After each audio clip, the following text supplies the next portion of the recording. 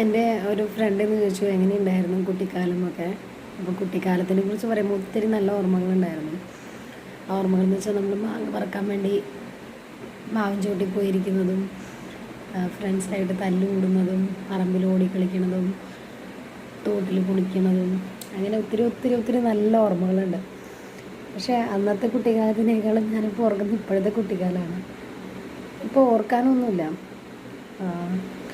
കുട്ടിക്കാലം മാത്രമല്ല, ഇപ്പോൾ ഓർമ്മകളൊന്നുമില്ല. എല്ലാം ഇങ്ങനെ ഫോണിലെ പിക്ചേഴ്സും വീഡിയോസായിട്ട് മാറിക്കൊണ്ടിരിക്കുക.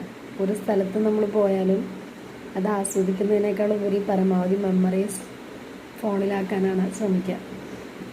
ഒരു കണക്കിന് രസമാണ്, പക്ഷേ ഹൃദയത്തിലെ ഓർമ്മകൾ കുറവാണ്. ഫോണിലെ ഓർമ്മകൾ നമ്മൾ ക്യാപ്ചർ ചെയ്യുന്ന തിരക്കിൽ ഹൃദയത്തിൽ നല്ല നല്ല ഓർമ്മകൾ ശേഖരിക്കാൻ നമ്മൾ മറന്നു പോകുന്നു.